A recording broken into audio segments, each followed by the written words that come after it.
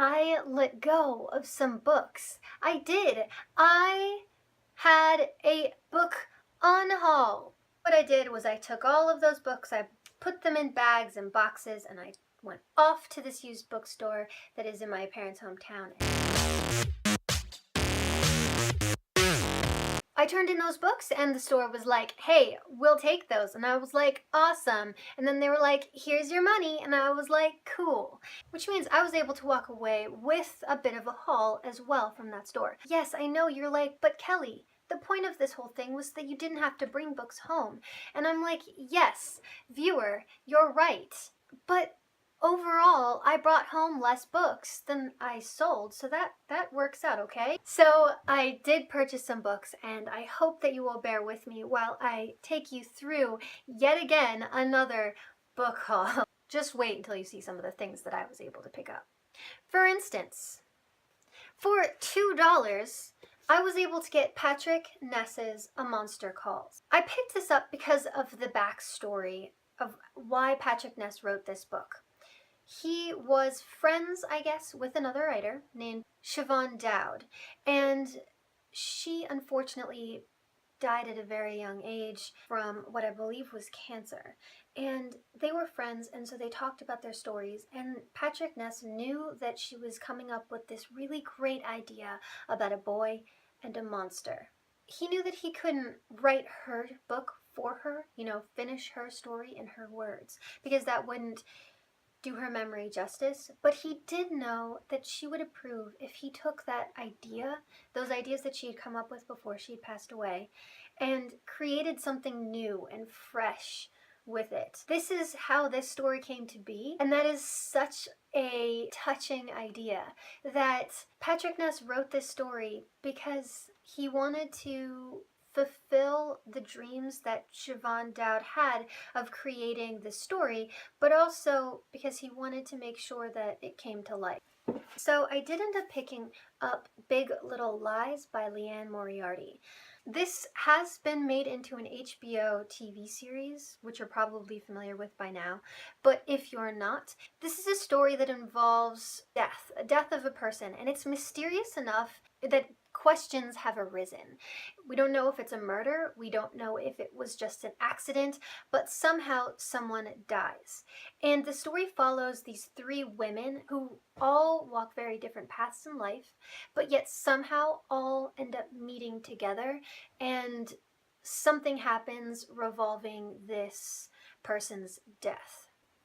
The next one that I ended up picking up is Matthew Quick's Forgive Me, Leonard, Peacock. And this is a story that deals with really heavy issues. It opens with a boy, our main character, eating breakfast. And right next to his bowl of breakfast is a gun. You kind of get to understand he's going to go and kill someone today. And then after that, he's going to be taking his own life. This is a really difficult book. It's not something that I would teach to the whole class, but it is something that I feel has value in that it does deal with some of those really real life, difficult, hard to take concepts. And I really want to read it. So yeah, I had to pick it up because it was like $1.75.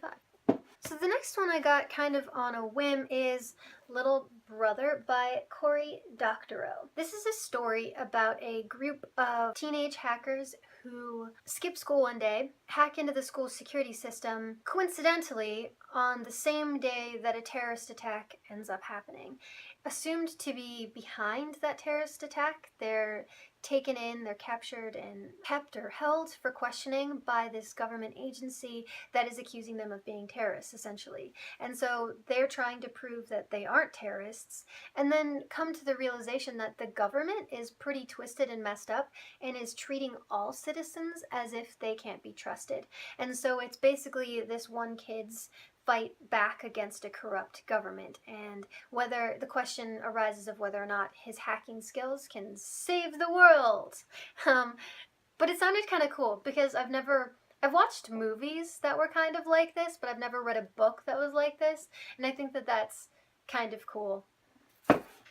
The next I picked up is Love in the Time of Global Warming by Francesca Lia Block. It caught my attention first because it sounds like Love in the Time of Cholera, and I don't think that's coincidental. But the second thing that caught my attention is that this is a reimagining of Homer's The Odyssey, which is one of my favorite books of all time. So, of course I had to buy this. Of course I wanted to follow this main character, whose name is Pen, which I'm wondering if that's a nod to Penelope, and she has somehow become separated from her family, who lives, I guess, in the wastelands. This all takes place in post-apocalyptic LA. It's her journey as she's going to try and reunite with her family with the Odyssey, a tattered, crumpled up, old copy of the Odyssey to be her, basically her travel guide. So I thought that was pretty cool. I'm really excited for this. The only thing that holds me back is I did not like Weetsy Bat, which was also by Francesca Lia Block. I'm hoping that I can enjoy the story without having it tainted by that memory. But I really want to read it, so. The next one I picked up because it reminded me, honestly, of the Polar Express. This is The Boundless, and it is by Kenneth Opel. This is a story about a train, a fantastical, magical, magnificent train that when you ride, it gives you the time of your life. See how I mean? Like, it sounds just like the Polar Express, except that it's like a darker twist on it, where the adventures it takes you on aren't necessarily the safest, and you end up having to fight for your life. The next one is by the author of The Sisterhood of the Traveling Pants, and this is My Name is Memory by Anne Brashares.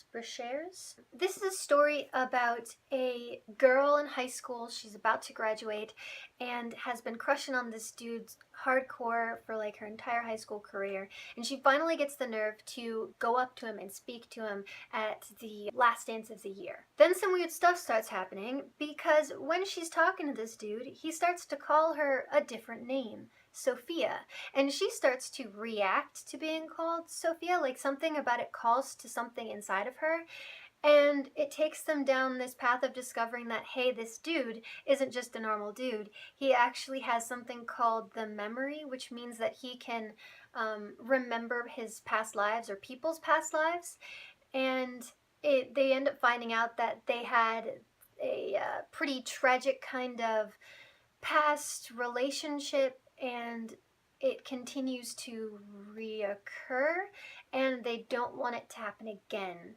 So I guess it's kind of, how can we stay together this time? I actually already have a copy of this book, but when I saw that it was 83 cents, I ended up having to pick it up. This book is The Statistical Probability of Love at First Sight by Jennifer E. Smith. I love Jennifer E. Smith and her writing. She has a very light and happy, but also well-written way writing her love stories that makes me not feel too much like I'm reading a sappy romance, even though what I'm reading is a sappy contemporary romance. This is a story that takes place in a 24-hour span of time where everything seems to be going wrong, and in the end that leads to everything actually ending up going right. This should be the worst day of the main character Hadley's life. She is going on a plane to travel across the world to visit her father and be bridesmaid in his wedding to the woman he left their family for. A bunch of stuff happens on the way, namely she meets a random stranger in the airport and ends up really hitting it off with him. Get it? Love at first sight. The relationship between the characters, though, is so sweet and genuine and realistic. It's amazing. It took me back to when I was a strange high schooler, but I love the story so much. I love how it plays out. I love her writing style in it. It's just a great read. I've tried 3 times to describe this book already, and it's very, very difficult, so I'm going to try one more time. This is Emily Henry's The Love That Split the World. It is very hard to describe because it's not like anything that I've ever really heard of before. I believe it would be considered magical realism. And if the back of the book is to be believed, it's a story about a girl who ends up falling for this guy. Okay, that sounds normal. It's a love story. Clearly, the love that split the world. But where it gets a little bit weird is the main character, Natalie, happens to have this different ability. She can kind of see things that other people can't. She's grown up with spirits visiting her throughout the night. At one point in time, one of these spirits ends up coming to her and giving her a very ominous message. She has 3 months to save this dude's life. When all of this is happening, Natalie starts to see some weird things that just seem to be a little bit off while she's walking around going about her daily life. You know, little things, little details will be off. And then they start to grow so that suddenly it's like much bigger things. Like one day the town just disappears. Crazy things like that start to happen. And so she ends up having to try and figure out how to save this guy's life before the, I guess, relationship that she could have with him isn't a possibility any longer, because he'd be dead. I hope I'm doing this book justice in the way that I'm trying to explain it, but it's very, very difficult. It's just so unfamiliar. I've never read anything quite like this, and so I'm really psyched to read something that is so different. The next book I actually was introduced to on BookTube. Also, it has fantastically floppy pages. Oh my goodness, are you ready for this? Look at this book. It's totally floppy. And this is The Kiss of Deception by Mary E. Pearson. And this is a story about a princess. It's a princess who rebels against the traditions that are set about by her home life. It is expected that she is to be married by someone who I'm assuming her parents have chosen, and she ends up becoming betrothed as a sort of political agreement. She's like, no way, I'm not going to marry someone you're telling me that I'm going to marry, and runs away. She ends up hiding among the common people in, I guess, her country area, town, and disguises herself as one of them. She lives among them. There's some difficulties with this because she doesn't know who her enemies are, but she knows that she has to hide. And so it's also a question of who can I trust. And then she has some interesting run-ins with some people. You know, there's people out to get her, and she's trying not to be captured, and she's also trying not to die, because the people who are after her, as you can imagine, she's a princess, that there was a reason why she was going to be marrying this person, and now it's not happening, and so there's some people that are pretty upset about that. And I think it's going to be really interesting. It sounds really great, and I want to read it, if only just because the pages are so floppy. The next one I haven't actually heard of before, and this is Fly Girl by Sherry L. Smith. This one's interesting because it deals with the issues of race and identity and how those two sort of commingle. This takes place in, I guess, pre-World War II, before the US joined the war at least. It's a story about a girl named Ida whose father flew planes, so she grew up flying planes with him.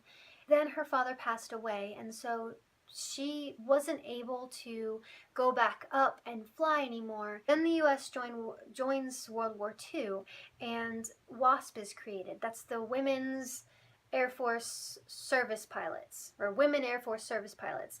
And Ida gets this chance to join, but if you're black, you're not necessarily welcome. And so she's, I guess, lucky enough that she is light-skinned enough that she can pass. It becomes that question of, can I live this huge lie about myself and still be me? Last but not least, for the paperbacks that I bought, is Peak.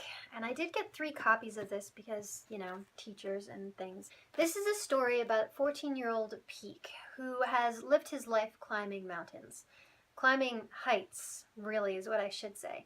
And this is his story in his own words of a time where his father comes to him and says, hey, you want to go climb Mount Everest? And he's like, yeah, sure. and then proceeds to go on one of the most harrowing, crazy, insane adventures that I have ever had the pleasure of reading. I loved this book so much. I have read it, and oh my god, it's just so good. And I'm not an adventure story person. I don't like stories that are about going off into the wilderness and climbing mountains and doing these weird things that jeopardize your health and sanity. But this book changed my perspective on that entirely. I love it, love it, love it. And it is Peak by Roland Smith. And if you haven't read anything by Roland Smith, then you need to, like, immediately. And if you haven't read Peak, it's tiny. Pick it up.